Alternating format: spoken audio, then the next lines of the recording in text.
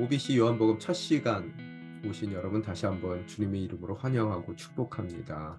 첫 번째 과의 제목은 영광을 만나기 위한 준비라고 되어 있습니다. 여러분이 잘 아시는 바와 같이 우리 신약 성경에는 복음서가 몇 개가 있죠? 예, 네 개가 있죠. 그 네 권의 복음서를 저희가 두 가지로 나누게 됩니다.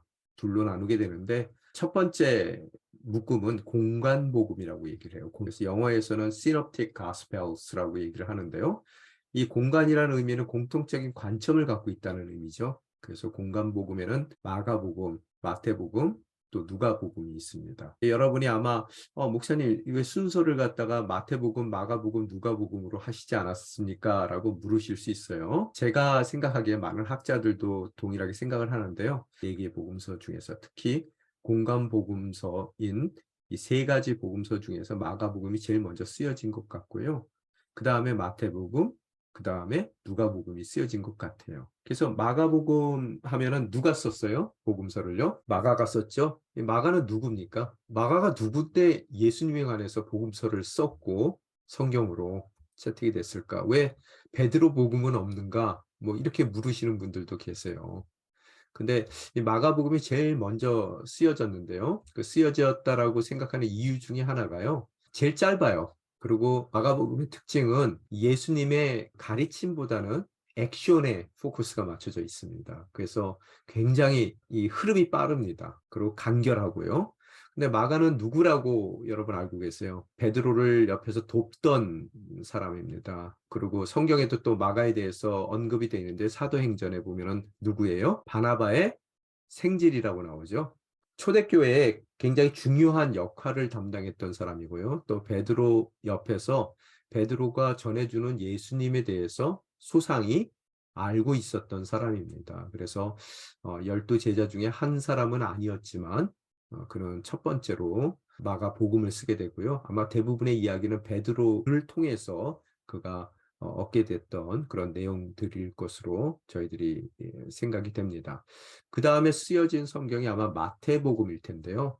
마태복음과 마가복음의 차이는 이제 마태복음에는 예수님의 가르침도 많이 나오죠. 그런데 마태복음은 복음서를 썼을 때 그 청중들이 유대인들입니다. 유대교의 배경을 가진 사람들을 청자로 생각하면서 마태복음을 기술을 하게 됩니다. 그래서 여러분 잘 아시는 바와 같이 초대교회에는 두 부류로 나누게 되면 유대인들이 있었고요. 헬라인들이 있었단 말이에요.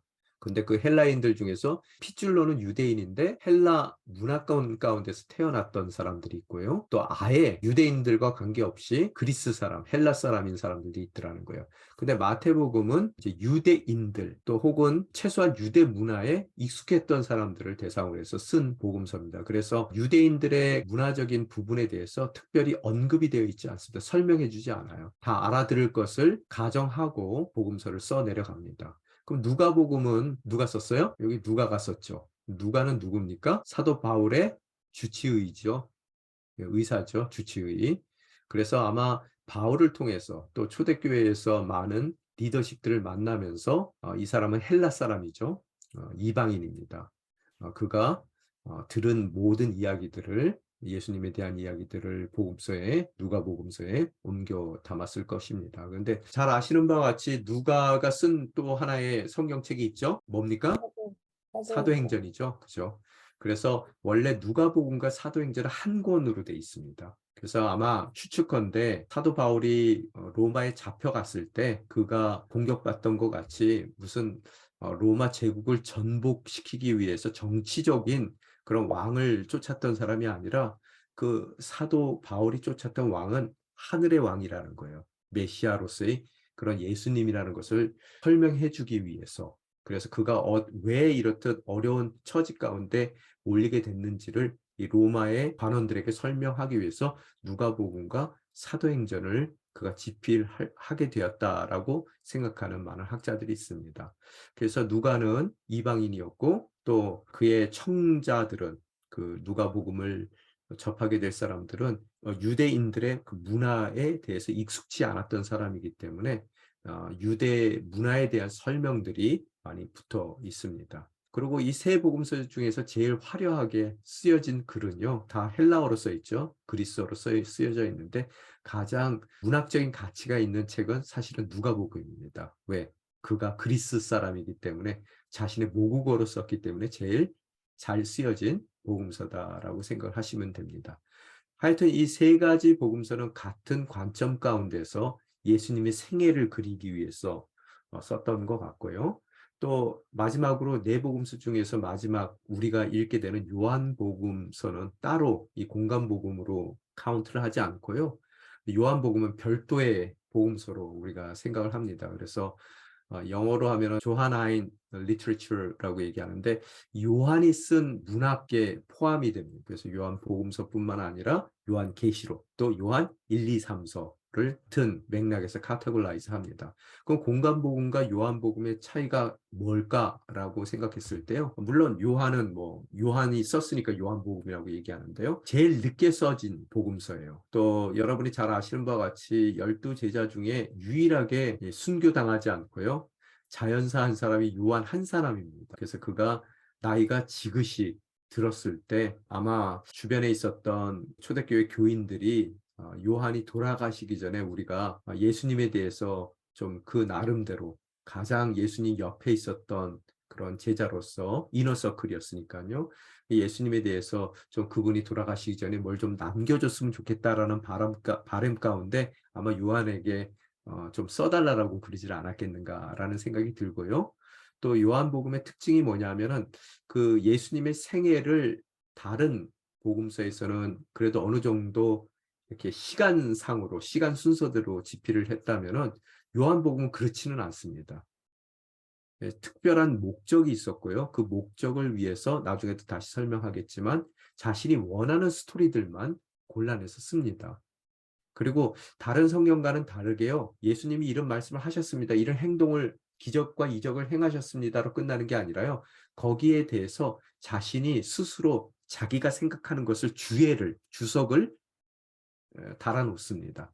그래서 그 이유가 무엇인지, 그런 기적과 이적을 예수님께서 행하신 이유가 뭔지, 또 예수님의 가르침의 진정한 의미가 무엇인지를 해석해서 본인이 거기에 기입을 해놓습니다. 그래서 공간 복음과는 약간 차이가 있는 그런 복음서다라고 생각을 하면 되겠습니다. 그래서 요한복음은 가장 쉬운 책이기도 하고요.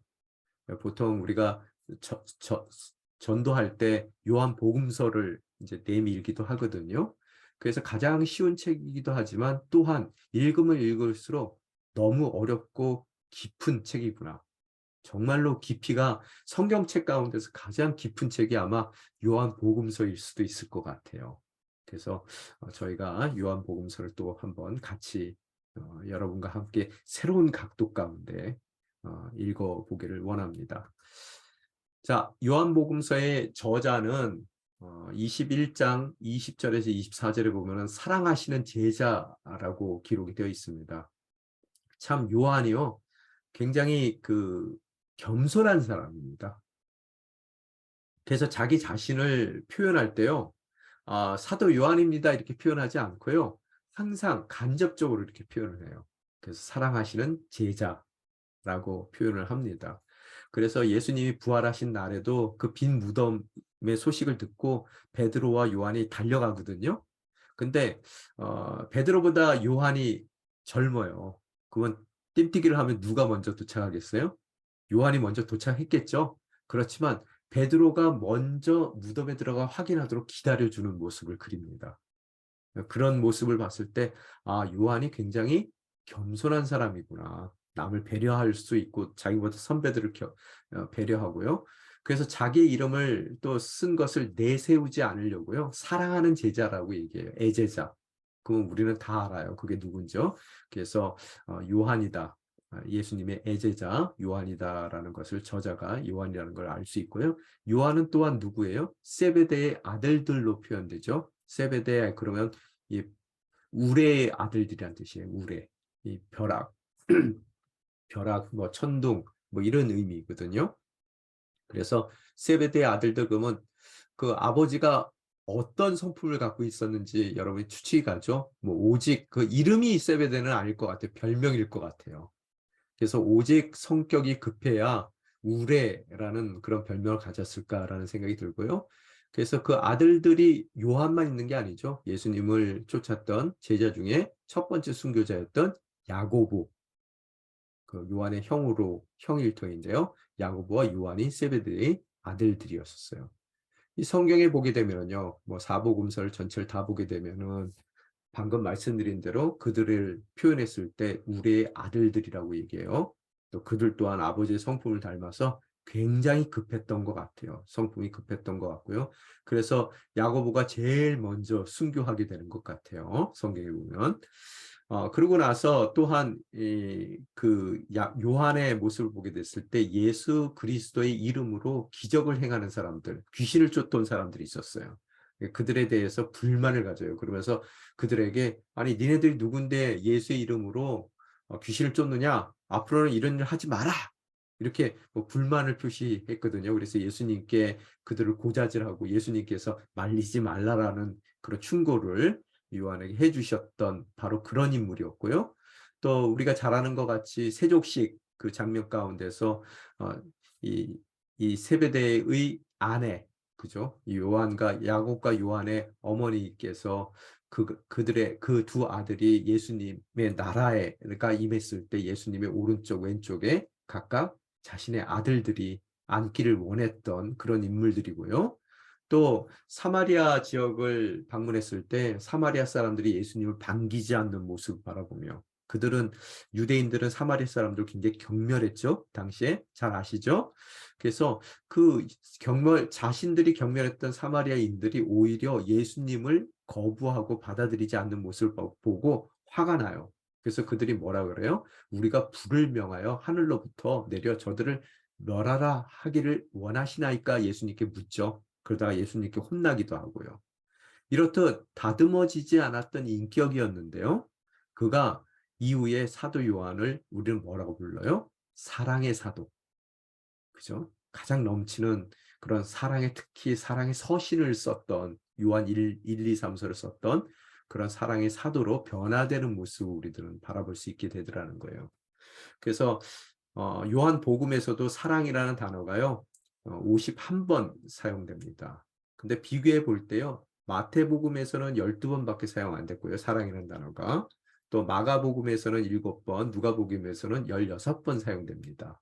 그러면은 이렇게 열댓 번씩 많아봤자 열댓 번 사용됐던 사랑이라는 단어를 요한복음 그 한 책에서만 51번씩 사용한 걸 보면은 그가 얼마나 사랑에 대한 강조점을 갖고 있었는지 우리는 알게 되더라는 겁니다.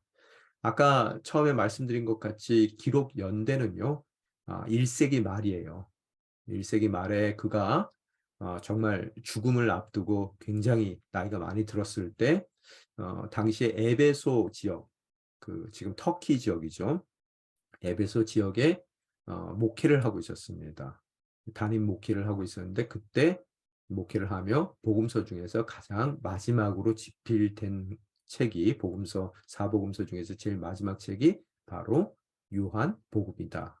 그렇게 알고 계시면 되겠습니다. 자, 그리고 기록 방법과 목적과 특징들을 좀 살펴보게 됐을 때요. 죄송해요. 제가 영어로 좀 써서요. 굉장히 셀렉티브합니다. 이 얘기는 뭐냐면은 자기가 원하는 것만 선별해서 선택적으로 기록을 했어요. 근데 그 선택한 기준이 뭐냐면 특별한 목적이 있어요. purpose가 있어요. 자기 purpose가 있는데요.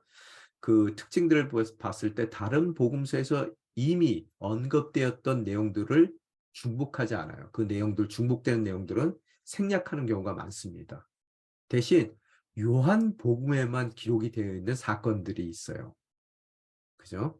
그래서 제일 늦게 썼단 말이에요. 이거는 요한이 생각하기에 다른 저기 복음서에는 누락이 되어 있지만 이 사건은 굉장히 중요한 사건이야. 요거는 내가 남기지 않으면 누가 눈으로 직접 보고 예수님 옆에서 직접 경험했던 내가 써놓지 않으면은 교회가 이거는 다 없었던 일 같이 잊어버리고 말 텐데 내가 좀 기록을 해야 되겠다. 뭐 이런 의미 가운데 썼던 것 같아요. 그래서 중복되는 내용은 빼고 또 언급되지 않았던 내용들은 첨부하는 그런 모습을 갖고 있고요. 그리고 그 이유를 보게 되면은 그런 언급되지 않은 사건들을 넣는 이유를 보면은 이미 다른 복음서를 통해서 그러니까 알려져 있어요. 이미 그가 요한복음서를 쓸 때는 이미 다른 복음서들이 이 교회에서 읽혀지고 있더라는 거예요. 따라서 중복적으로 그 내용을 기록하기보다는 특별한 목적을 갖고 자신의 목적이 있어요. 그걸 갖고 자신이 직접 경험한 예수님의 사건들을 선택적으로 기록을 한 책이 바로 요한복음서다라는 것을 우리는 알 수 있습니다. 자, 그러면 어떠한 목적을 가졌는지 우리가 물어야 되겠죠. 그래서 선택이 있었다면. 그래서 요한복음서 19장 35절에 보면 다음과 같이 써 있습니다. 함께 읽겠습니다. 이는 그 일을 본 사람이 증언하는 것입니다. 그의 증언은 참되며 그는 자신의 말이 진실하다는 것을 알고 있습니다. 그는 여러분도 믿게 하려고 증언하는 것입니다. 예, 그가 써놓은 그 모든 내용들은요, 자기가 직접 목격한 일이에요. 경험한 일입니다. 뭐 누구 통해서 들은 얘기가 아니에요. 그렇기 때문에 그것은 참되고 진실돼요. 예, 그래서 거짓이 없다는 거예요. 그런 거짓 없는 증언들을 통해서 뭐 하게 하려고요? 이 읽는 사람들이 믿게 하려고요. 믿음이 목적이라는 거예요. 또한 20장 30절에서 31절에 보면은 아예 대놓고 이제 그가 목적이 뭔지를 밝혀요. 이것도 같이 읽을게요. 이 책에는 기록되지 않았지만 예수께서는 제자들 앞에서 다른 많은 표적들을 행하셨습니다. 그러나 이것들이 기록된 목적은 여러분들로 하여금 예수가 그리스도이시며 하나님의 아들이심을 믿게 하고 또 믿어서 예수의 이름으로 생명을 얻도록 하기 위함입니다. 예, 아멘. 근데 셀렉티브하다고 아까 말씀드렸죠. 그래서 그 외에도 정말로 예수님께서 3년 동안 지내시면서 많은 이적과 기적을 행하셨단 말이에요. 그걸 갖다 그는 표적이라고 표현을 하고 있어요. 굉장히 중요한 단어입니다. 요한복음서를 읽을 때 가장 중요한 단어가 뭘까? 아까 뭐 사랑이라는 단어도 중요하지만요. 정말 신학적으로 봤을 때 중요한 단어는 표적입니다. 표적. 많은 표적을 여기 기록 안 됐어요. 또 뭐 다른 복음서에서도 기록이 안 됐을 수도 있어요. 하여간 최소한 요한복음에 기록이 안 된 많은 표적들이 있습니다. 예수님이 꼭 이것만 한 건 아니에요. 그런데 자신이 셀렉티브하게 골라서 그죠? 그중에서 선별해서 기록한 목적은 읽는 이들이 그 읽는 이들은 요한 공동체라고 얘기해요. 지금 초대교회의 사람들이겠지만 우리도 포함되는 거죠. 우리로 하여금 어떻다고요? 예수가 그리스도. 예수 equals 그리스도. 그럼 그냥 10,000원 줘. 예. 예, 예수 equals 그리스도죠. 그래서 누가 그러더라고요. 예수님의 제가 캐나다에 있을 때요. 누가 그러더라고요. 예수 그리스도 그러니까 안 믿는 사람인데요. 예수님의 last name 성이 그리스도니에요. 여러분 영어에서는 우리가처럼 뭐 성이 먼저 나오지 않고 성이 뒤로 가잖아요. first name 나오고 그 다음에 last name 나오잖아요. 그러니까 안 믿는 사람이 보니까 예수 그리스도 그러니까 Jesus Christ 이러니까 Jesus가 first name 자기 이름이고 Christ가 last name이냐고 물어보더라고요. 여러분 어떻게 생각하세요? 아니죠? 당시 유대 사람들은요 성이 없어요. 그래서 성경에 보게 되면 예수님을 뭐라고 표현해요? Jesus of Nazareth. 나사렛의 예수라고 표현해요.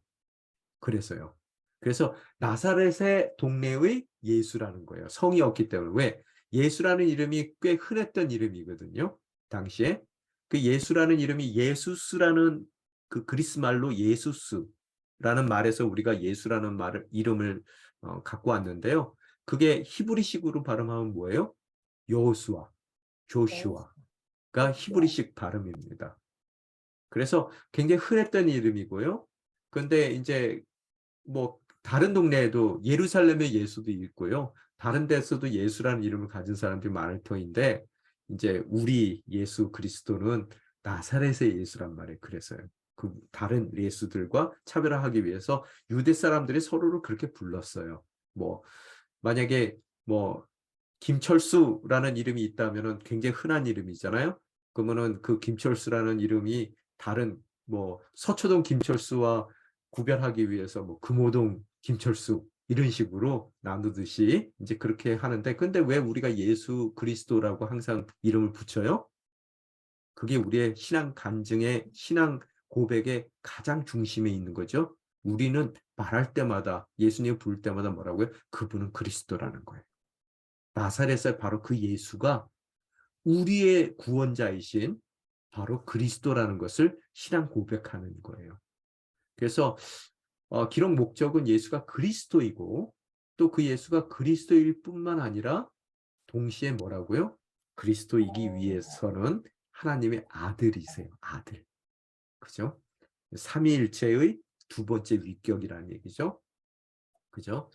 아들이심을 믿게 하고 이것을 믿는 것으로서 그 믿음의 결과가 뭐예요? 예수 이름으로, 그 예수님의 이름으로 예수님의 모든 그런 십자가의 공로를 통해서 뭐를 얻게 하기 위해서요? 생명을 얻도록 하기 위해서. 그죠? 여러분, 생명을 얻는다는 얘기가 무슨 소리입니까?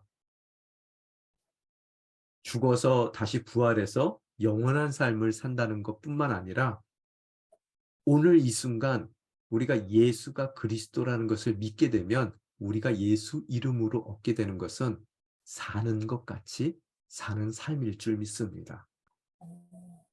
여러분, 인생 살면서 얼마나 많은 때 우리가 죽지 못해 살고 있습니까? 태어났으니까 살고 있어요. 그죠? 아무 의미 없이 살아가기도 한단 말이에요. 그런데 예수를 믿게 됐을 때 비로소 우리의 삶이 이 땅 가운데서도 뭐라고요? 시작된 영원한 삶을 지금 예수 믿었을 때부터 시작되는 거예요. 완성이 안 됐을 뿐이죠. 그래서 이 땅 가운데서 물론 죽어서 이후에 부활해서 영원한 영생을 누리기도 하지만 지금 우리가 살고 있는 이 삶 가운데서도 이 주어진 오늘 이 하루를요. 어떻게 산다고요? 사는 것 같이 사는 거예요.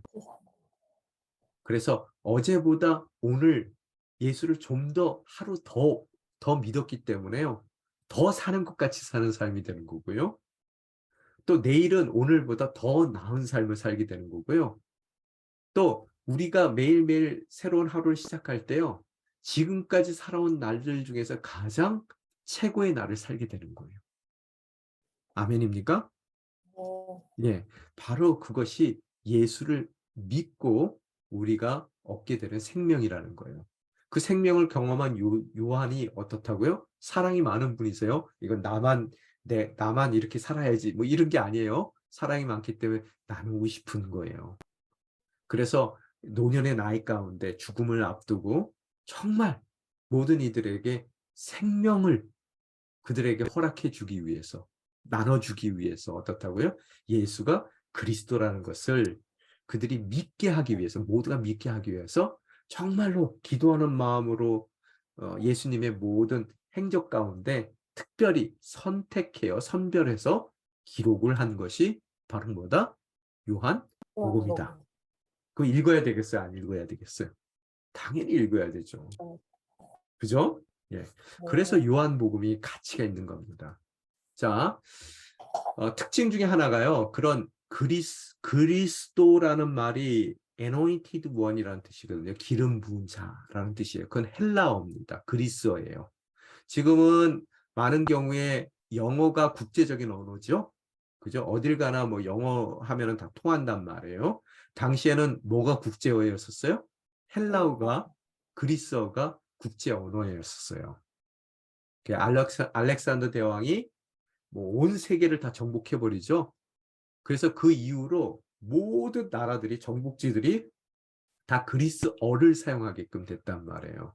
그래서 메시아라는 얘기는 사야라고 영어에서 얘기하는데요. 그거는 히브리 말로 이 그리스도를 뜻하는 거고요. 그것이 헬라어권에서 그리스어권에서는 뭐라고요? 그리스도라는 단어로 대체해서 사용되더라는 거예요. 똑같은 말입니다. 메시아, 그리스도. 그래서 예수님이 그리스도됨, 메시아됨을 강조하는데요. 그래서 아까 말씀드린 대로 요한복음에는요, 이 뼈대가 있어요.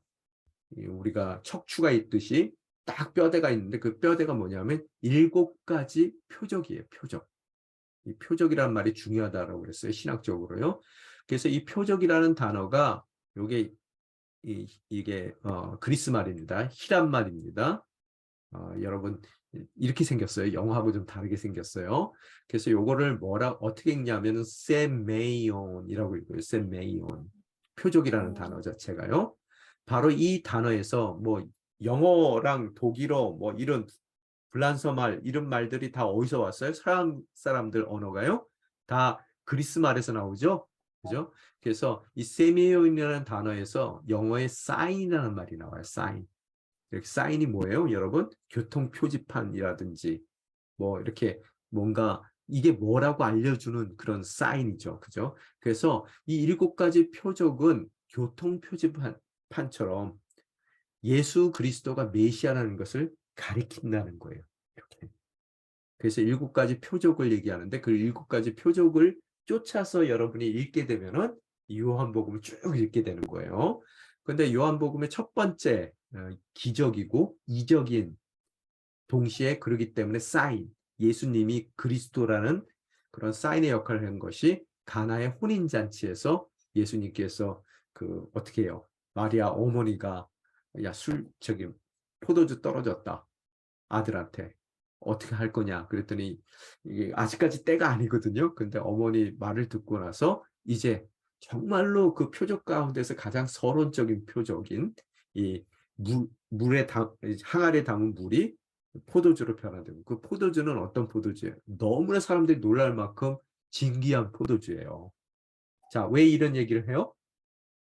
왜 해필이면 혼인잔치예요? 예수님은 파티를 즐겼어요? 먹고 마시는 것을 즐기는 자예요? 그러기 때문이에요?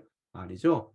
나중에 예수님의 그 두 번째 오심, 그죠? 재림의 날 우리 교회 믿는 우리 생명을 받은 우리와 예수님의 관계를 뭐로 표현하고 있어요? 신랑과 신부의 혼인잔치로 표현하고 있단 말이에요. 그 혼인잔치에 예수님께서 너무나 값진 포도주를 예비하고 계시다는 거예요.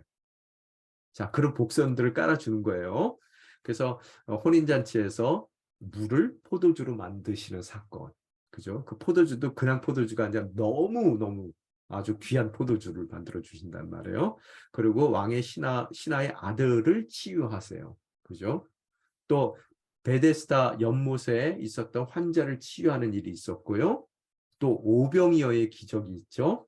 오병이어의 기적. 또 무리를 걸으시는 예수님에 대한 표현. 또 맹인을 고치시는 치유의 기적.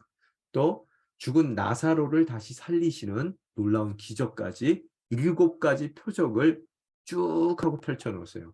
이제 죽은 나사로를 살리는 기적이 가장 어떤 면에서는 요한이 보기에는 클라이막스에 오른 표적입니다. 그래서 이 표적을 중심으로 해서 이제 유대인들이 이 종교인들이 예수님을 죽이기로 십자가에 못 박혀 죽이기로 작당을 하더라는 거예요. 그들이요. 죽음까지도 이겨내시는 예수님이라는 것을 표현해 주더라는 거예요. 그래서 7가지 표적을 통해서 이분이 그냥 선지자가 아니라 이분은 그리스도, 즉 그들이 그동안 그렇게 기다렸던 메시아이고 그 메시아를 통해서 우리는 죽어도 부활하는 영원한 삶을 누릴 뿐만 아니라 오늘 살고 있는 모든 날들이 예수 그리스도를 통해서 정말 사는 것 같이 사는 생명력 넘치는 삶을 살게 될 것이라는 것을 우리에게 말해주고 증언하고 싶은 거예요. 믿게 하고 싶은 거예요. 또한 예수님께서 메시아라는 것을 강조하기 위해서 이런 행동뿐만 아니라 말씀도 하세요. 예수님께서. 그런데 자기 자신에 대해서 이야기하세요. 여기에 나는 무엇이다 라고 얘기했을 때 에이고 에임이 그러거든요. I am who I am. 영어에서는 그렇게 표현해요. I am who I am. 근데 여러분 이렇게 옛날에는 그 I am who I am 나는 스스로 있는 자다 그런 뜻이거든요. 요걸 떠나서요. 그런 맥락에서 지금 얘기가 이제 나는 뭐뭐이다라고 말씀하시는데요. I am who I am 나는 스스로 있는 자다. 누구에게 그 말씀하셨어요? 처음에 모세에게 하셨죠. 모세가 제가 내려갔어요. 시내산에서 내려갔어요. 저 사람들이 누구냐고 물어보면은 하나님 이름 뭐라고 그럴까요? 이제 이렇게 묻거든요. 그럴 때 하나님께서 뭐라 그래요? I am who I am 그래요. 나는 나다예요. 나는 나다. 표현 자체는요. 그런데 고대 사람들에게는요. I am who I am. 나는 나다. 스스로 존재한다는 뜻이죠. 비동사가 썼어요. 존재의 의미인 비동사를 써요. I am who I am. 그죠? 이 얘기가 뭐냐면 내가 내 존재의 근거라는 얘기예요. 그래서 고대 사람들이 이 스테이트먼트를 듣게 되면은 신으로 생각하고 무릎 꿇고 경배합니다. 고대 사람들은요. 이 얘기가 쉽게 얘기하면 무슨 소리냐 하면요. 여러분이 있기 위해서 누가 있어야 돼요? 여러분의 부모가 있어야 돼요. 부모님이 없이는 태어날 수가 없잖아요. 그럼 여러분의 부모님은 또 어떻게 있을 수 있어요? 그들의 부모, 나의 조부모가 있어야 돼요. 그죠? 그 조부모는 또 누가 필요해요? 그들의 부모가 필요하단 말이에요.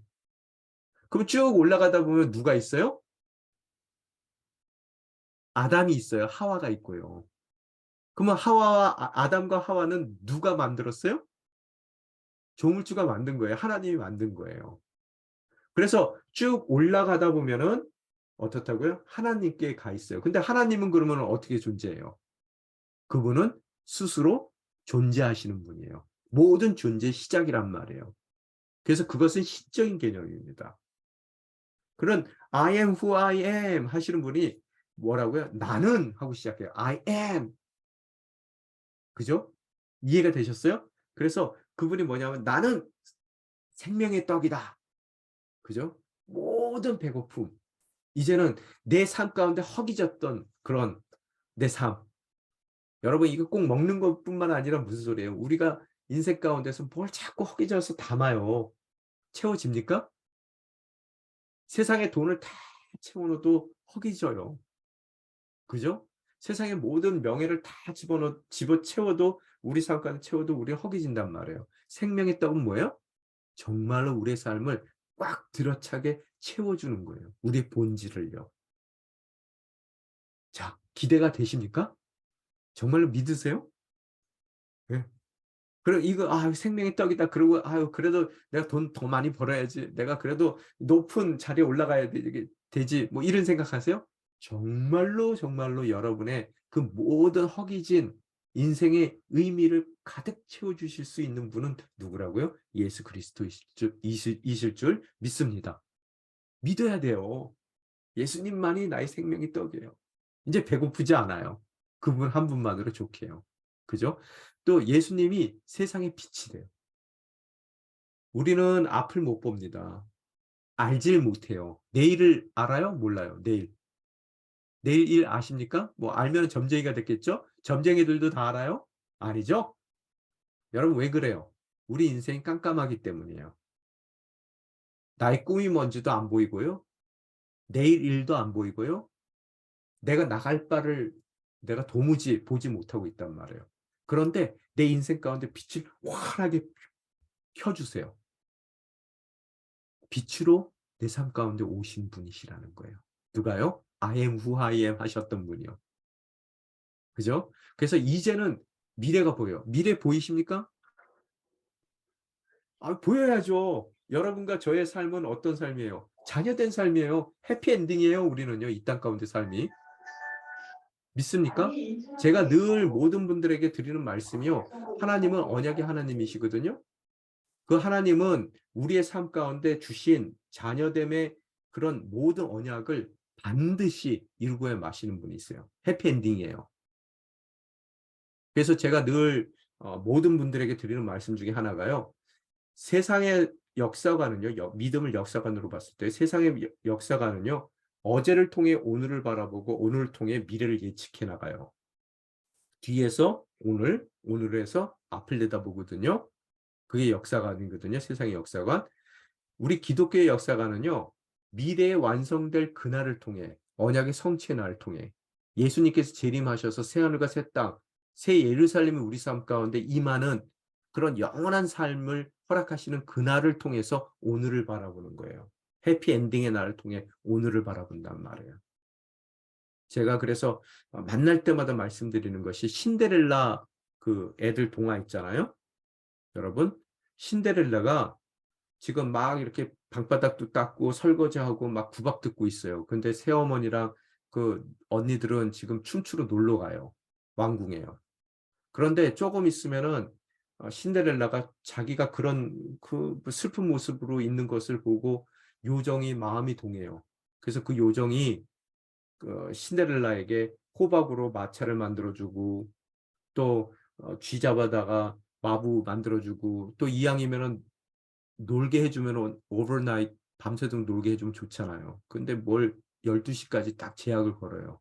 근데 그건 남자 마음을 너무나 잘 아는 거죠. 아쉬울 때 막 나온단 말이에요. 그러면 그 남자 마음이 너무 이제 막 간절해져요. 그러다가 급하게 나오다 보니까 신발 하나 흘리고 그 신발 들고 막 온 왕궁을 쫓아다니다가 남자 만나서 딴딴딴딴 결혼하고 행복하게 살죠. 그 행복한 결혼식의 날을 통해 오늘 방바닥 닦고 뭐 설거지하고 만약에 오늘을 바라본다면 힘들어요, 안 힘들어요? 안 힘들어요. 이게 깜깜해서요. 미래의 결과를 못 바라봐요. 그렇기 때문에 힘든 거거든요.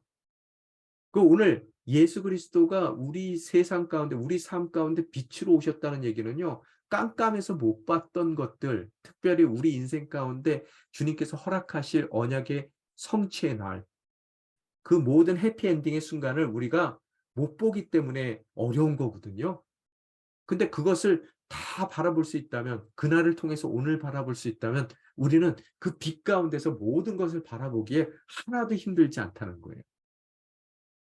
그래서 우리는 그 주어진 삶을 넉넉히 찬송하며 감사하며 조금 있으면은 이제 마차 타고 이제 왕자 나 찾으러 올 거고 이거 다 알기 때문에 어떻다고요? 기쁜 마음으로 그 주어진 인생을 사는 것 같이 살아갈 수 있더라는 거예요. 아무리 어려운 순간 가운데 있다 하더라도.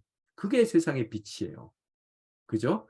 또 나는 부활이요 생명이다. 뭐 죽는 것이 인생 가운데 가장 비극적인 일이겠죠? 근데 부활한대요. 해피엔딩이 있어요.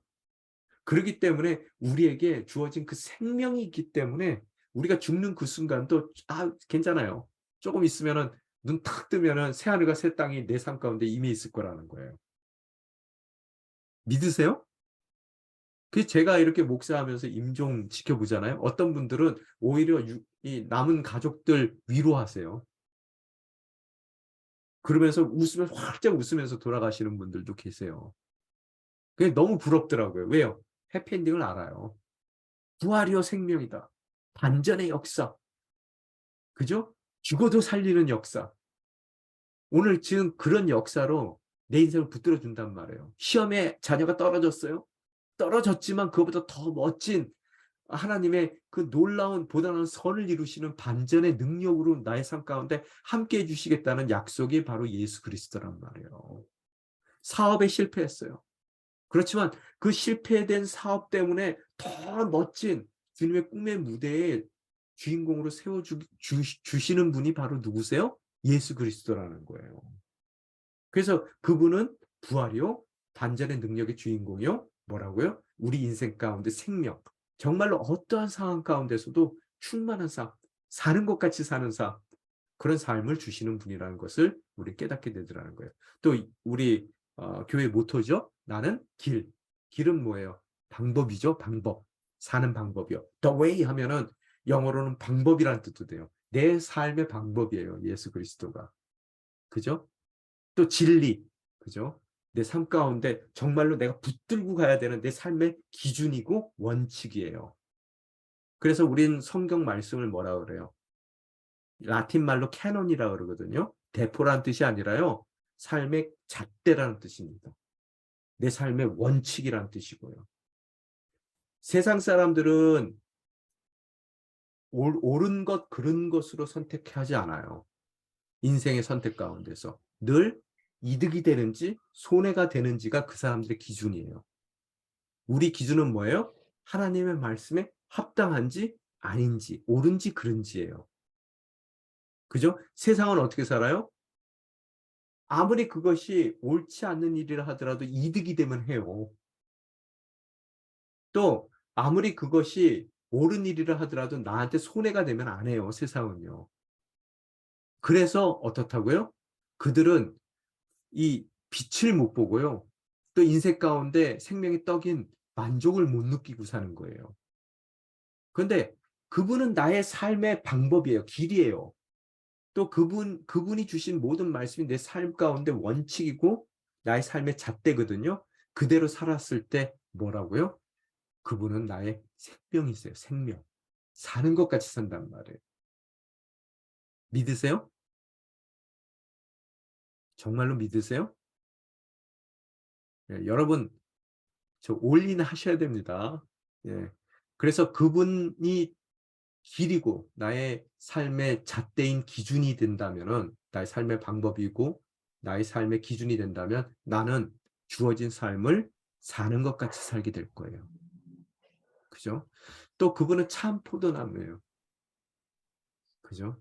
그 당시에 가장 필요한 것, 뭐 물만큼 필요한 것이 포도죠. 그죠? 그래서 나의 갈증을 채워주시고, 나에게 시원함을 주시고, 그죠? 나에게 그늘을 주시고, 그런 포도나무다. 무엇이다라는 것을 기준으로 그분의 메시아됨을 우리들이 함께 읽어나가는 것으로서 그 증언을 듣고 우리가 믿었을 때, 그분을 믿었을 때 그분의 이름으로 우리는 영생을 얻게 될 줄 믿습니다. 바로 그것을 원하는 거예요. 사도 요한이요. 자, 또 우리 교재 여러분 사신 교재 구입하신 교재의 부제를 보게 되면 영광으로의 초대거든요. 그래서 요한복음서에서 강조하는 것 중에 하나가 그분의 예수 그리스도의 그리스도됨, 메시아됨도 강조하고 사랑도 강조했어요. 그죠?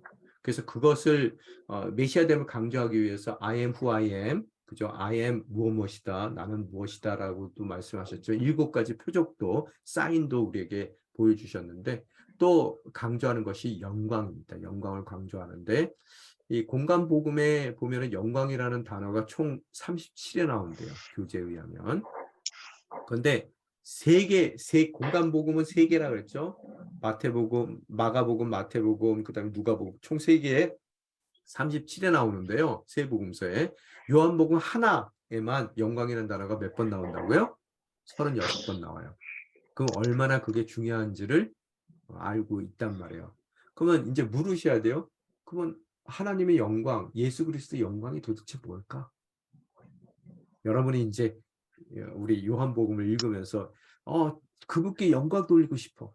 그분은 영광의 주님이야 했을 때 그 영광이라는 단어가 무엇일지를 우리는 물어가야 된단 말이에요. 그죠? 그게 중요한 키포인트니까요. 그런데 그 영광을 둘러싼 핵심 포인트는 뭐냐면요. J라고 썼으면 지저스라는 뜻이에요. 저는요. 그리고 X라고 썼을 때는 카이입니다. X가 아니라 카이, 헬라어 카이인데요. 요거는 그리스도의 약자입니다. 그래서 아까 말씀드린 대로 나사렛의 그 예수가 뭐라고요? 우리가 기다렸던 그리스도라는 거예요. 이것이 영광의 핵심 포인트입니다. 그래서 여러분 꼭 아셔야 될 게 예수님은 100% 사람이셨어요. 나사렛의 그 예수예요. 그래서 우리를 대신합니다. 우리를 대신하시는 분이에요. 우리의 대표예요. 근데 동시에 그분은 하나님이세요. 100% 사람이기도 하고 100% 동시에 하나님이시기도 합니다. 그게 우리가 예수는 그리스도라는 고백의 기본 신앙 고백이에요. 자, 수학적으로 이해가 안 돼요. 뭐 50% 사람, 50% 하나님 이르면은 우리가 수학적으로 맞는데요. 하나님은 우리 수학에 갇혀 있는 분이 아니세요. 그래서 예수가 그리스도라는 고백은 그분은 이 땅 가운데 육신으로 오신 100% 사람이시고요. 동시에 어, 동시에 그 예수님은 하나님이셔요. 100%. 조금도 부족함 없는 하나님이세요.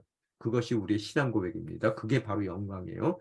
그리고 또 그런 예수 그리스도가 또 누구시냐 하면요. 한 분 하나님이시라고 얘기하죠. 그 한 분 하나님 가운데 우리가 얘기하는 그 한 분 하나님은 삼위일체 하나님이에요.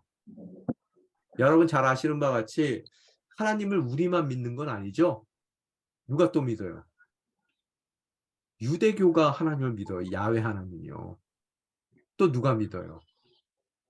무슬림들이 이슬람의 알라가 하나님입니다. 그런데 그들의 하나님과 우리 하나님의 차이가 있어요. 그들은 이제 영어로 표현하면 모노티이즘이에요. 단일신론을 갖고 있어요. 단일신론, 유일신론 가운데서도 이 한 분 하나님 가운데서도요. 단일신론이 있고요. 한 분 하나님. 그래서 딱 한 분이에요. 그거는 단일적이에요. 모노테이즘이라고 얘기합니다. 근데 우리는요, 한 분이지만 세 분이고 세 분이지만 한 분이에요. 수학적으로 이해가 안 돼요. 그렇지만 우리가 믿는 하나님은 한 분이시지만 세 분이고 세 분이 한 분인 유일신론. 그걸 유일신론이라고 그래요. 티이즘이라고 얘기합니다. 영어에서 모노테이즘, 티이즘. 우리는 삼일체 하나님을 믿는단 말이에요. 그래서 우리 예수 그리스도는 하나님이신데 하나님 가운데 그 삼위일체 가운데서 두 번째 위격이신 성자예요. 성자. 더 선이라고 이제 썼어요. 자, 이해가 되셨어요? 예, 이해가 안 되더라도 그건 믿음으로 가는 거예요. 그건 다음에 제가 삼위일체에 대한 강의를 제가 가끔 하는데 거기에 대해서 더 알고 싶으신 분들은 제가 이제 삼위일체 강의할 때 들어오시면은 심도 깊게 말씀을 드립니다. 근데 지금은 믿으시면 돼요. 그분은 삼위일체 하나님의 두 번째 위격인 하나님의 아들 성자다. 그분은 나사렛의 예수로서 100% 인간, 우리와 같은 인간이지만 동시에 그분은 100% 하나님이시다. 그거를 우리가 신앙 가운데서 고백해야 된다는 거예요. 그런 하나님의 아들이신 성자이신 두 번째 위격이신 하나님께서 성육신하세요. 우리 가운데 오신다는 거예요. 하나님의 영광이라는 것은. 그럼 오신다는 얘기는 나중에 얘기하겠지만 비워낸다는 뜻이에요. 신성을요. 하나님의 모든 권리를, 하나님의 권위, 모든 권력, 그런 것들을 다 비워내신다는 거예요. 오셨을 뿐만 아니라 낮은 자로 오셨을 뿐만 아니라. 근데 제가 이걸 요한복음서도 이제 읽으시면서 그걸 느끼실 텐데요. 이왕 오실 것 같으면 로마 황제로 오시면 좋잖아요. 어떻게 그런 생각 해보셨어요? 당시에 가장 최고 권력자의 아들로 오시든지 요셉 말고요.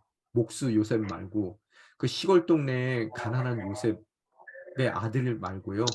좀 이 로마 한 가운데 뭐 황제의 아들로 태어났으면 좀 쉬웠을 텐데 그런 생각 해보셨어요? 안 해보셨어요?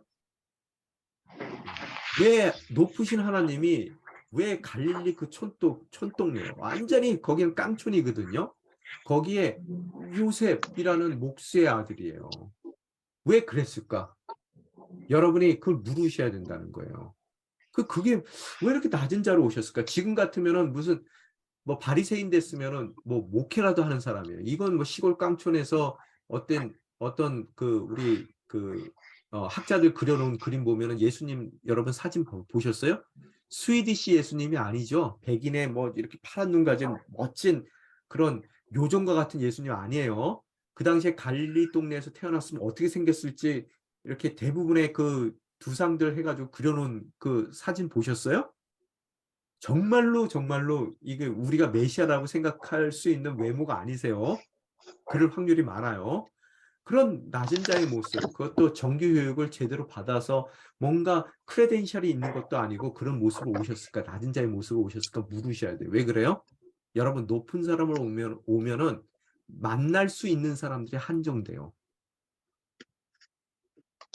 낮은 자로 오잖아요. 누구든지 원하면 만나요. 지금 제 얘기가 이해가 됐습니까? 황제의 아들로 태어나면은요, 궁궐에 출입할 수 있는 몇 사람 중에 몇 사람만 예수님을 만날 수 있어요. 그렇지만 예수님이 요셉의 아들로 나사렛에 태어나시잖아요. 누구든지 만나고자 하는 마음이 있다면은 그 자신의 지위 때문에 못 만나는 일은 없다는 거예요. 그래서 그러는죠. 여러분, 우리 성경이 히브리 헬라어로 써 있다 그랬잖아요. 신약 성경이요. 제가 신학 공부하면서 깜짝 놀랐던 거예요. 헬라어가 우리가 성경에 써 있는 헬라어가 여러분 수준이 어떨 것 같으세요? 굉장히 멋진 경전 같은 수준을 갖고 있을 거라고 생각하시죠? 여러분, 우리가 성경에 있는 그 헬라어를 뭐라고 얘기하냐면요. 코이네 그릭이라고 얘기해요. 코이네 그릭. 코이네라는 단어는 거기서 코인이라는 단어가 나와요. 코인, 동전. 무슨 소리냐면요. 동전이 돌던 데가 어디예요? 시장이죠. 시장. 그래서 코인의 그릭은 뭐냐면요. 시장에서 사용했던 헬라어예요. 그리스어예요. 그러면은 이게 어렵고 뭐 화려한 것이 아니라요. 아, 깎아주세요, 깎아주세요. 아, 미치고 장사하는 사람이 어디 있어? 뭐 이런 수준의 그리스어로 뭐가 써 있다고요? 성경이 써 있어요. 그 얘기는 뭐냐면요. 예수님이 나사렛의 요셉의 아들로 오셨을 때 누구든 만나고 싶은 사람 다 만날 수 있는 것 같이 코인의 그릭으로 오셨기 때문에요. 누구든지 읽고자 하면 다 읽을 수 있어요. 어려워서 이해 안 되는 부분이 없습니다. 우리가 어렵게 만드는 거죠. 그게 성육신이에요. 그죠? 그리고 그렇게 낮은 자의 모습으로 오셨는데 어떻게 하셨다고요? 그분이 십자가에 돌아가셨어요. 우리 담임 목사님 말씀 설교 시간에 해주신 것 같이 아무나 십자가에 달리는 거 아니죠? 그래서 아마 고대 1세기 때 사람이 지금 오면은 지금 뭐 타임머신을 타고 오면 깜짝 놀랄 거예요. 막 여성들이 여기 십자가 목걸이 달고 다니고요. 뭐라고 모르겠어요. 여기다가 전기 의자 달고 다니신다고 생각해 보세요. 뭐 교수대 달고 다니고요. 뭐 그런 것보다 더 심한 의미죠. 십자가에 돌아가시지만 어떻게 된다고요? 그분은 부활하셔요. 왜?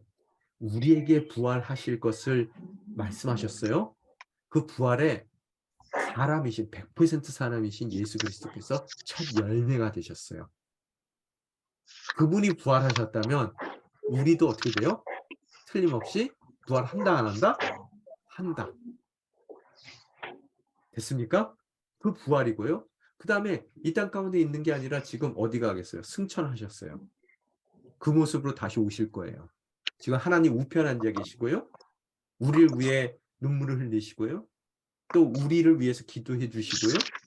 또 우리를 노심초사 우리의 삶을 인도해 주고 계신단 말이에요. 왜?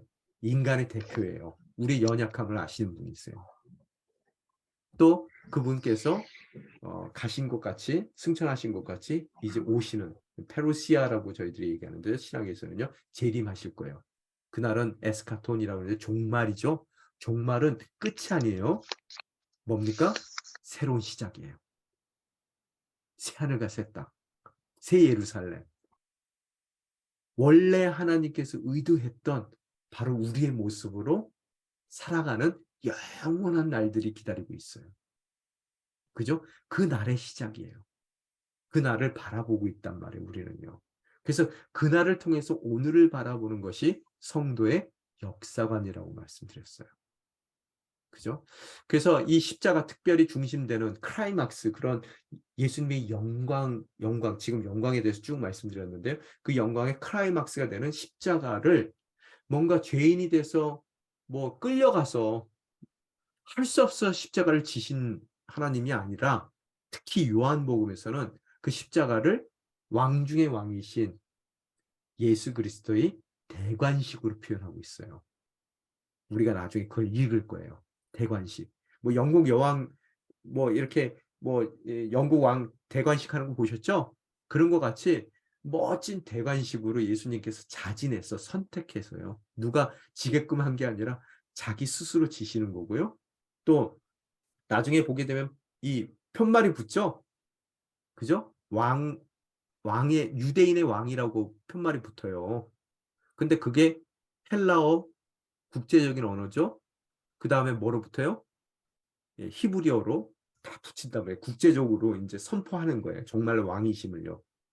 조롱하기 위해서 했지만 결국 그것이 예수님의 대관식의 자리가 되었다는 거예요. 그렇게 영광을 보시면 될 것 같고요. 자, 그러면 이제 본격적으로 본문 읽어갈 텐데요. 좀 힘드시더라도 좀 참아주세요. 저희가 이 적용 가면은 조금 나누실 수 있는 기간 드리고요. 오늘 될 수 있는 한 좀 빨리빨리 진행을 해서 조금이라도 일찍 끝낼게요. 이 서론에 보게 되면 예수님에 대한 증언이 나와요. 1장 1절로부터 18절 사이에요.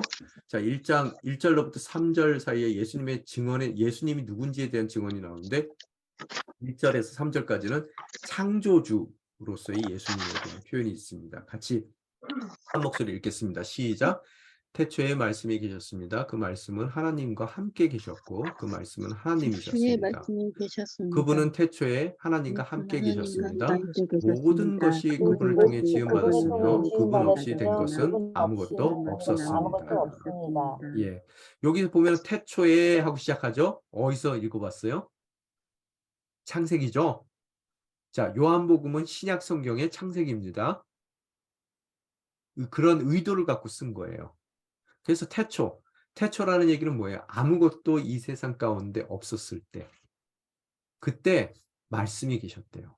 로고스로서의 말씀이 계셨고요. 그 말씀은 하나님과 함께 계셨고요. 하나님이셨다 그랬죠. 하나님이 한 분 하나님이시지만 말씀으로 계셨단 말이에요. 세 분이에요. 그 태초에 태초에 하나님과 함께 계셨고 또 창조주세요. 모든 것이 그분을 통해서 지음받았단 말이에요. 말씀하셨어요. 빛이 있으라. 그 말씀 자체가 누구시라고요? 예수 그리스도라는 거예요. 그분 없이 된 것은 아무것도 없습니다. 그래서 성육신하시기 이전에 우리가 눈으로 보는 그런 성육신한 나사렛의 예수 이전에 이미 삼위일체의 제2격으로 존재하셨어요. 그래서 영원이라는 것은 과거로도 영원히 계셨던 분이에요. 미래에도 영원히 계세요. 그래서 하나님이십니다. 앞으로만 영원히 계시는 게 아니라 과거에도 영원히 계셨어요. 그래서 제가 이제 삼위일체 하나님 설명할 때마다 그런 얘기를 해요. 단일신론일 경우에는요. 한 분 하나님 딱 그냥 단일적으로 계시잖아요. 그분은 혼자 영원히 사셨어요. 계셨어요. 세상에 아무것도 없을 때 홀로 영원히 계셨던 분이세요. 자, 홀로 영원히 있으면 심심합니까? 안 심심합니까? 심심해요? 안 심심해요? 심심해서라도 피조물을 만들어야 돼요. 심심해서 누군가가 제3의 사람이 필요하다는 얘기는 뭔가 신이 되기에는 2% 부족하다는 얘기입니다. 그래서 다니엘실로는 아니라는 거예요, 저는요. 그런데 삼위일체 하나님이에요. 세 분이 한 분 같고 한 분이 세 분 같아요. 정말로 인고 부부들 봤을 때 우리가 둘은 한 몸이라 그러죠? 그거 이상의 것이에요. 한 분 있어요. 그렇죠? 세 분 있어요. 삼위일체는 그런 정말로 관계이고요. 하나의 관계, 신적인 관계이고요. 그분은 이 사랑이에요. 그분 자체가. 공동체예요. 영원히 세 분이 한 분으로 한 분이 세 분으로 존재했어요. 그래서 세상에 아무것도 없을 때 아버지가 말씀하시고요. 아들이 들었어요. 또 아들이 아버지에게 말씀하시고 아버지가 들었어요. 성령 가운데 그들은 사랑했어요. 다른 피조물이 필요합니까? 완벽한 신적인 공동체로 계셨는데요. 필요 없어요. 그런데 그런 풍성한 사랑을 나누기 위해서 피조 세계를 창조하셨단 말이에요. 그분은 우리가 필요한 분은 아니세요. 그게 더 하나님을 그리기에 더 합당한 그림이라는 거예요. 우리가 좀 이해가 안 되지만. 근데 우리가 전적으로 이해되는 하나님이라면 왜 믿어요? 그분을요. 우리 수준밖에 안 되는데요. 자, 여기까지 하고요. 그래서 그분은 영원히 존재하셨던 분이고요. 과거에도 그분은 창조주였다는 거예요. 그분의 말씀의 능력으로, 그 말씀으로 창조되지 않은 것이 하나도 없다라고 이야기하고 있습니다. 자, 적용 문제 보겠습니다. 예수 그리스도께서 여러분을 창조하셨다는 사실을 여러분 삶에 어떤 영향을 줄 수 있습니까? 그분은 여러분을 왜 창조하셨습니까? 특정한 목적에서 창조하셨습니까? 그분은 여러분에 대해 얼마나 잘 알고 계십니까? 여러분이 여러분 자신을 아는 것보다 더 잘 알고 계십니까? 첫 번째는 창조주로서의 예수님에 대한 표현이 되어 있다면요. 두 번째 단락에서는 빛으로 오신 예수님이에요. 빛이신 예수님. 그래서 제가 이제 enlightening이라고 써놨어요. 여기 영어로요. 자, 4절서부터 13절까지인데요. 저희들 한번 교독 한번 해볼게요. 그분 안에는 생명이 있었습니다. 그 생명은 사람들의 빛이었습니다. 그 빛이 어둠 속에 속에서 비치고 있지만 어둠은 그 빛을 깨닫지 못했습니다.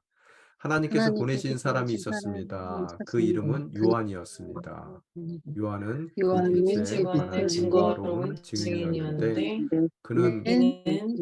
이는 그를 통해 모든 사람이 믿게 하려는 것이었습니다. 요한 자신은 그 빛이 아니었습니다. 그는 다만 그 빛에 대해 증거하기 위해 온 것입니다. 요한 자신 참 빛이었습니다. 그 빛이 세상에 와서 모든 사람을 비추었습니다. 그분이 세상에 계셨고 그분이 세상을 지으셨지만 세상은 그분을 알아보지 못했습니다. 그분이 자기 땅에 오셨지만 그분의 백성들이 받아들이지 않았습니다. 그러나 그분을 영접한 사람들 곧 그분의 이름을 믿는 사람들에게는 하나님의 자녀가 될 권세를 주셨습니다. 이 사람들이 이 하나님의 사람들이 하나님의 자녀로 태어난 것은 혈통이나 육정이나 하나님의 뜻으로 된 것이 아니라 하나님의 뜻으로 된 것입니다. 아멘. 아멘. 예, 오늘 지금 주어진 본문 가운데서 이 땅 가운데 오신 빛으로 오신 예수님에 대해서 설명하실 때 이 아이러니한 부분들을 우리들이 찾아볼 수 있죠. 뭐 그것을 하나님의 역설이라고 패러독스라고 얘기할 수도 있을 것 같은데요. 그 역설적인 부분들을 보게 되면 빛으로 오셨는데 세상은 그 빛을 알아보지 못하더라는 거예요. 여러분 어두운 세상 가운데 후라시 딱 키면은 당연히 빛은 보여야 되잖아요. 그런데 그 빛을 못 보는 세상이라는 것을 말씀하시고요. 또 자기 땅이에요. 하나님의 소유예요. 오셨는데도 불구하고 자신의 백성이 받아들이지 못하더라는 거예요. 또 말씀이심에도 불구하고 알아보지 못하는 바리새인들과 서기관들이요. 여러분 바리새인들과 서기관들이 당시에 뭐 하던 사람들이에요? 말씀을 연구하던 사람들이에요. 말씀의 권위자들입니다. 그러나 그 말씀의 권위자들이 도무지 그 말씀으로 오신 예수 그리스도를 알아보지도 못하더라는 거예요. 정말 무서운 얘기 아닙니까? 또 하나님의 어린 양으로 오셨어요. 어린 양임에도 불구하고 사두개인들은 제사장들을 뜻하는 것이죠. 그 제사의 전문가들이 자신들이 늘 드리던 그 어린 양, 제물의 예표했던 그 하나님의 어린 양을 알아보지 못하더라는 거예요. 이런 아이러니가 어디 있느냐는 거예요. 또 메시아를 모두 기대하고 있었어요. 이 이스라엘 백성들은요. 이 로마의 압제 가운데 정말로 어려움을 겪으면서 자신들을 해방시켜 줄 수 있는 또 자신들의 다윗의 왕국의 영광을 정말 그 이루어 줄 수 있는 그런 메시아를 기다리고 있었음에도 불구하고 어떻다고요? 오신 메시아를 알아보지 못해요. 또 그분을 영접하고 믿는 자에게 그러나 그분을 영접하고 믿는 자들에게 하나님의 자녀된 권세를 주시겠다라고 약속을 하십니다. 제가 성경을 읽으면서 늘 고민스러운 게요. 목사인 제가 이 시대에 예수님이 오시면은 예수님을 알아볼 수 있을까 걱정이에요. 한편으로요. 맞아요. 그죠? 맞아요. 네. 예. 그래서 항상 조심스럽습니다. 제가 예전에 신학교에서 학생들 가르친 적이 있는데요. 그때 늘 무서웠던 생각이요. 예수님이 지금 우리 이 땅 가운데 오신다면 신학교 입학 못 하십니다. 갈릴리 그 시골 동네 나사렛 출신이요. 신학교 못 들어갑니다. 그래서 늘 우리가 살고 있는 것이 아이러니인지 아니면 예수님이 오신 것이 아이러니인지 우리가 항상 깨어있는 삶이 돼야 될 것 같아요. 그런 의미 가운데서 이제 니고데모 얘기도 다룰 텐데요. 참 그 사람은 이 많은 종교인들 가운데서 깨어 있었던 인물이었던 것 같아요. 그래서 그런 우리 삶 가운데서의 깨어 있는 삶을 살아야 될 텐데요. 종교인으로서 사는 것이 아니라 정말 예수님과의 관계 가운데 있는 진정한 신앙인으로서의 삶을 살아야 되겠죠. 그죠? 그래서 가장 위험한 사람들이 가장 종교인들이고요. 저를 포함한 종교인들이고 가장 위험한 사람들이 가장 오래 교회를 신앙생활을 했던 사람들이 가장 위험합니다. 사실은요. 그래서 그런 면에서 참 아이러니한 것이 우리의 신앙이 아닌가라는 생각을 해보고요. 자녀된 권세를 주셨는데요. 여러분 십자가를 통해서 그 권세를 주시죠. 십자가를 양면으로 봤을 때요. 두 가지 측면이 있습니다. 첫 번째 측면은 긍휼의 측면이 있고요. mercy. 두 번째 측면은 은혜 측면이 있어요. 여러분 긍휼이라는 것은 이 십자가가 이 동전의 양면 같이 앞에는 긍휼, 뒤에는 은혜가 있는데요. 긍휼이라는 단어는 무슨 뜻이냐면요. 받아야 할 것을 받지 않는 거예요. 이렇게 못 알아보는데도요. 그런 무지하고 죄악된 우리들인데요. 그러면 받아야 할 것을 받지 않는 게 긍휼이라고 그러는데 무슨 소리입니까? 죄인이기 때문에 벌 받아야 되죠. 그런데 벌 받지 않아요. 왜 그래요?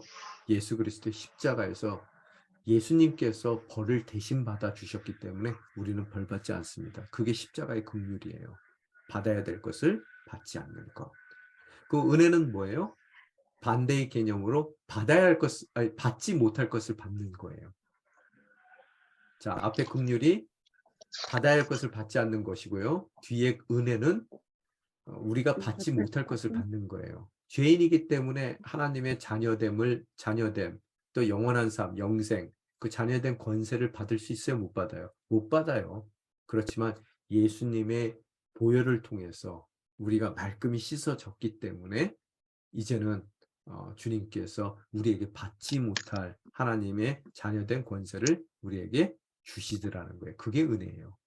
십자가는 그런 하나님의 받아야 할 것을 받지 않게 해주시는 긍휼과 받지 못할 것을 받게 해주시는 주님의 은혜가 만나는 그 초점이다 라고 우리가 보면 되겠습니다. 자, 넘어가겠습니다. 이제 하나님이신 예수님에 대해서 또 강조를 하는데요. 14절서부터 18절까지 제가 읽어드리겠습니다. 그 말씀이 육신이 돼 우리 가운데 계셨기에 우리는 그분의 영광을 보았습니다. 그것은 은혜와 진리가 충만한 아버지의 독생자의 영광이었습니다.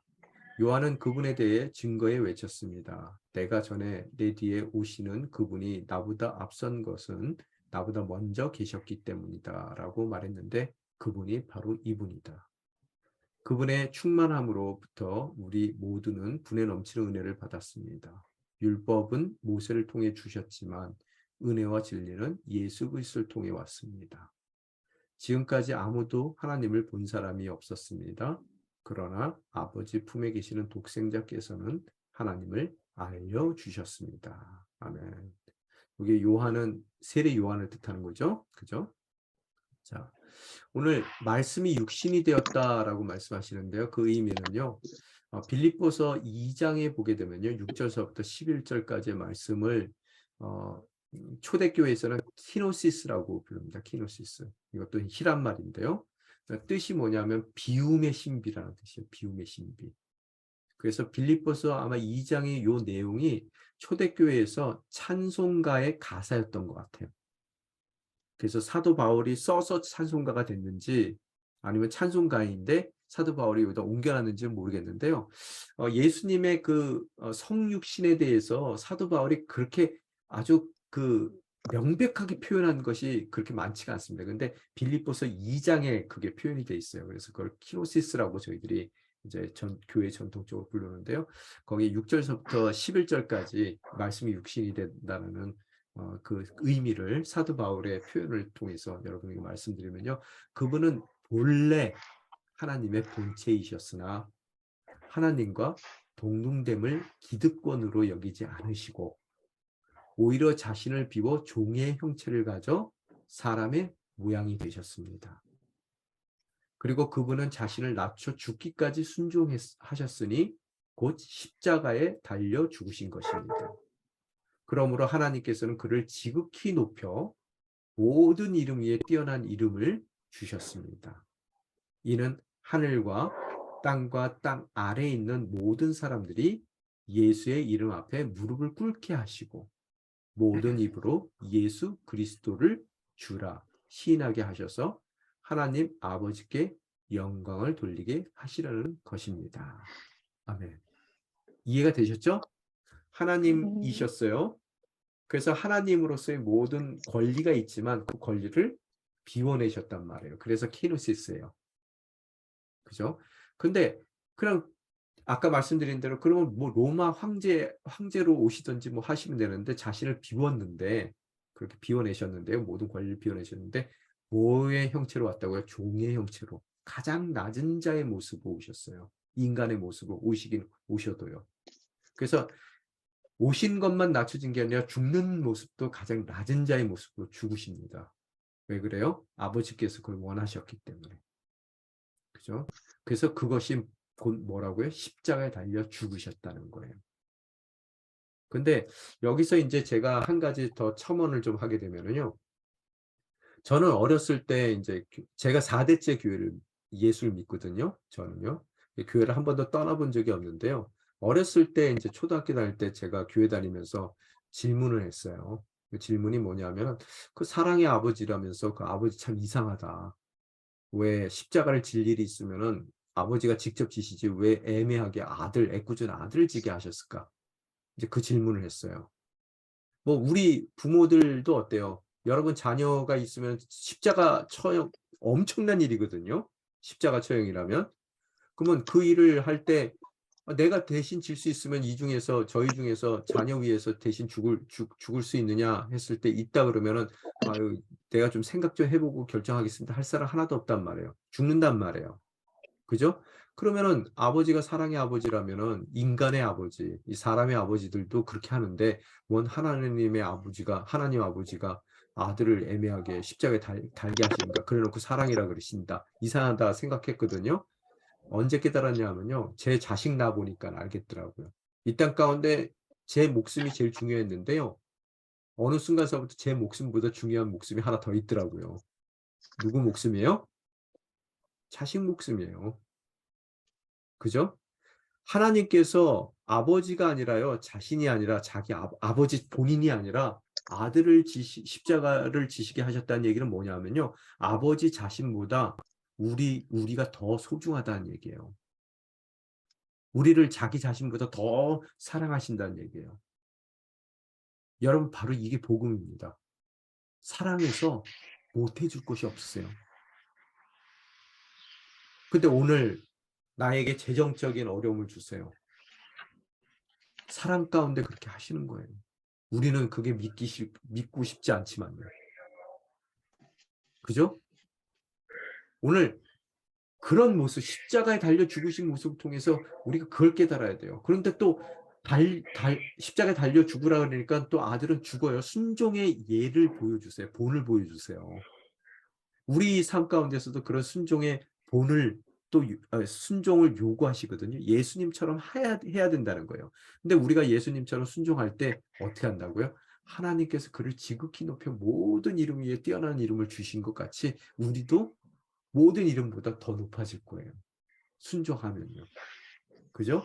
그래서 하늘에 있는 거나 땅에 있는 거나 땅 아래에 있는 모든 사람들이 예수 이름 앞에 무릎 꿇듯이 자녀된 권세라는 것은 우리가 순종하며 살아갈 때 모든 이 사람들이 우리 앞에 무릎 꿇게 될 거라는 거예요.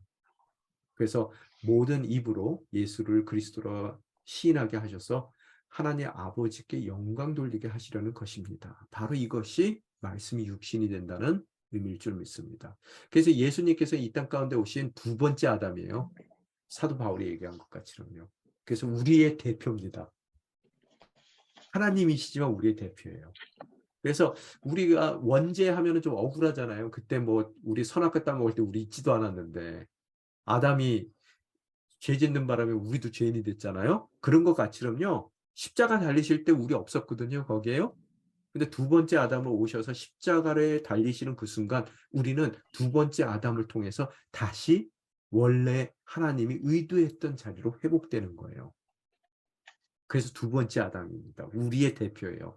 그래서 그분께서 순종하고 십자가에 달렸지만 부활하신 것 같이 우리도 우리 인생 가운데 죽지만 순종했던 삶을 살다가 끝내 숨을 다해 죽지만 우리 또한 부활하게 될 거라는 거예요. 왜? 우리가 첫 번째 아담에게 속해 있던 사람들이 아니라 우리는 믿음을 통해서 두 번째 아담에 두 번째 우리 조상 인류의 조상에게 속해 있기 때문이에요.